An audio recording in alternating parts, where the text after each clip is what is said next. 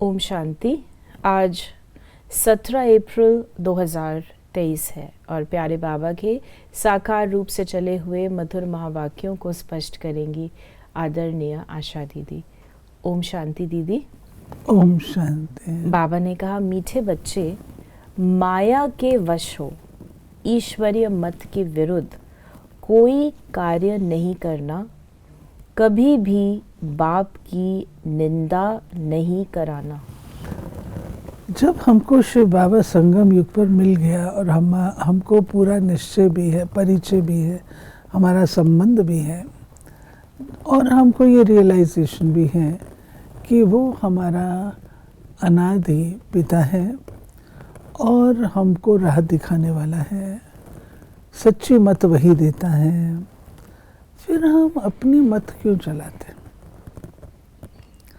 और बाबा जो ये कहते निंदा नहीं कराना, यानी शिव बाबा के बन करके फिर अपनी मत से चलेंगे और उसमें गड़बड़ करेंगे तो निंदा के निमित्त बन जाते। प्रश्न है, माया भी बाप की मददगार है कैसे? बाबा ने कहा, जब देखती है कोई श्रीमत की अवज्ञा करते हैं, बाप का कहना नहीं मानते हैं, श्रीमत पर नहीं चलते हैं, तो वो कच्चा खा लेती है, थप्पड़ मार देती है। सयाना वो जो बाप की याद से माया को परख उसके वशीभूत न हो। सही बात है। अगर हम बाबा का सुनते नहीं, बाबा का बन करके नज़रअंदाज कर देते हैं, तो फिर माया ज़्यादा अपने आप को पावरफुल समझती है कि जो सर्वशक्तिमान की बात को नकार रहा है तो मेरा जिज्ञासु है, तो फिर वो अच्छी तरह थप्पड़ मारती है और अपना बना लेती है। गीत है मुझको सहारा देने वाले, बच्चों ने ये महिमा किसकी सुनी? परम पिता परमात्मा की। बच्चे जानते हैं कि ऐसे बाप को याद करके उनसे अब स्वर्ग का वर्षा लेना है। बाप का तो फरमान है, निरंतर मुझे याद करो और अपने को आत्मा रूप में बच्चे समझो, यही मंजिल है। बाप का निवास स्थान तो अब मधुबन ही है। अब बाप से वर्षा कैसे मिले?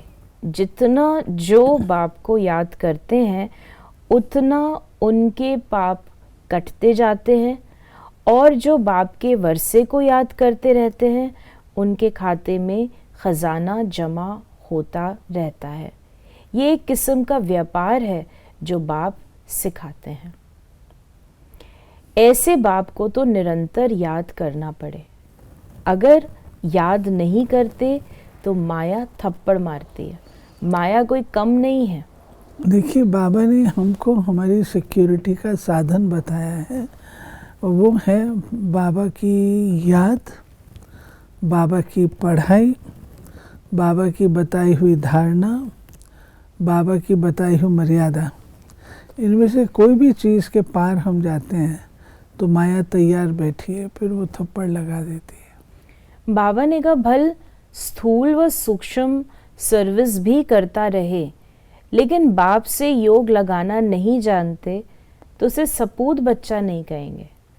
बाप तो सभी तो कभी किसी पर गुस्सा नहीं करते, कभी और दृष्टि से नहीं देखते, परंतु चलन ऐसी देखते हैं तो समझ जाते हैं ये आसुरी मत का है।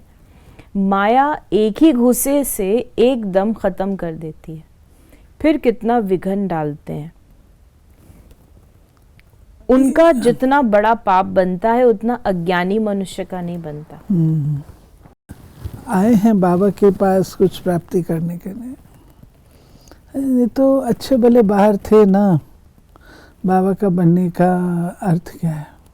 अच्छे भले थे, तो क्यों विघन डालते हैं? विघन डालेंगे तो बाबा भी छोड़ेगा थोड़ी और माया भी नहीं छोड़ेगी।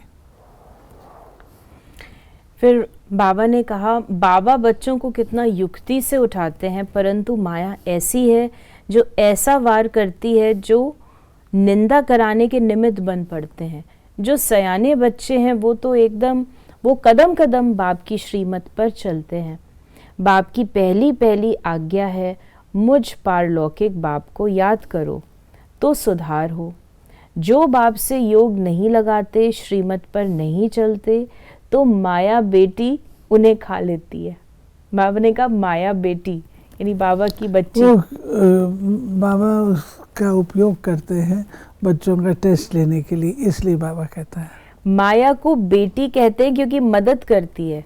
बाप तो परम धाम से आए हैं बच्चों को पढ़ाकर नर से नारायण बनाने, फिर भी ऐसे बाप के नाफरमान बरदार बन जाते हैं।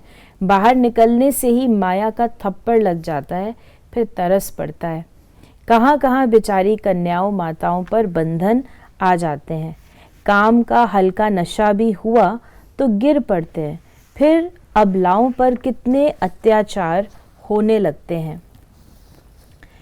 फिर बाबा ने हम ये बच्चों देखिए, बाबा कहता है कि अगर मेरा बन करके फिर मेरी श्रीमत पर नहीं चलते हो, मेरे कहने पे नहीं चलते हो, पढ़ाई को अडॉप्ट नहीं कहलाओ ब्रह्मा कुमार और काम करो सारे उल्टे, तो नाम बदनाम करेंगे और आपके इस स्वरूप को देख करके दूसरे लोग कहेंगे कि इसने जाकर के वहाँ क्या फ़ायदा लिया। फिर बाबा ने कहा, कहते हैं बाबा से स्वर्ग का वर्षा लेने आया हूँ। अच्छा, बाप को पूरा याद करना पड़ेगा, उनकी श्रीमत पर चलना है।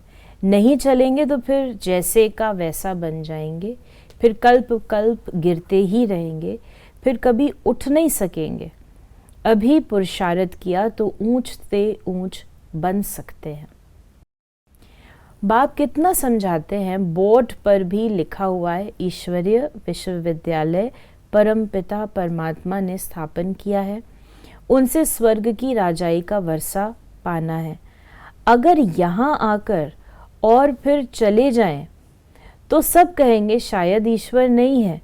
जो ऐसे छोड़कर निकलते हैं कितने संशय बुद्धि बन पड़ेंगे, उन पर सबका पाप चढ़ जाता है। अब देखिए, बाबा हम बच्चों को ये सावधान करते हैं कि आपका एक कर्म अगर अच्छाई के निमित्त आपको बनाता है और उसका आपको पुण्य मिलता है, तो आपके एक दुष्कर्म से अनेक जो लोग सीखते हैं, देखते हैं, तो उस दुष्कर्म दूसरों को भी प्रभावित करता है, तो उसका बोझ भी चढ़ता है। भागंती हो जाएंगे या कुछ उल्टा पुल्टा करेंगे तो कितनों की बुद्धि को आपने टेढ़ा कर दिया, तो वो सारा खाता जमा करेंगे। तो जितना जमा नहीं किया उतना माइनस में कर दिया। तो बाबा ने कहा, वफादार बच्चों पर माता पिता की आशीर्वाद रहती है, वफादार नहीं तो शांति से जाकर कहीं दूर रहो तो अच्छा है। फिर बाबा ने आज हम बच्चों को वरदान दिया है, दिल में एक दिलाराम बसाकर सहज योगी बनने वाले सर्व आकर्षण मूर्त भव। देखिए, जिसके दिल में दिलाराम बैठेगा वो सहज योगी भी होगा और सर्व आकर्षणों से मुक्त होगा। ये सबसे बड़ा आकर्षण तो उसके हृदय में है। दिलाराम को दिल देना अर्थात दिल में बसाना, इसी को ही सहज योग कहा जाता है। जहाँ दिल होगी वहाँ ही दिमाग भी चलेगा। जब दिल और दिमाग अर्थात स्मृति, संकल्प, शक्ति सब बाप को दे दी, मन, वाणी और कर्म से बाप के हो गए, तो और कोई भी संकल्प व किसी भी प्रकार की आकर्षण आने की मार्जिन ही नहीं। स्वप्न भी इसी आधार पर आते हैं। जब सब कुछ तेरा कहा तो दूसरी आकर्षण आ ही नहीं सकती, सहज ही सर्व आकर्षण मूर्त बन जाएंगे। और स्लोगन है, बाप से और ईश्वरीय परिवार से जिगरी प्यार हो तो सफलता मिलती रहेगी। ठीक है। तो ये थे बाबा के आज के मधुर महावाक्यों का स्पष्टीकरण। यदि आपके मन में कोई सवाल है तो मैसेज या व्हाट्सएप करें 8826599309 पर, और आपके इन प्रश्नों का उत्तर हम प्रश्नोत्तरी कार्यक्रम में देने का प्रयास अवश्य करेंगे। ओम शांति।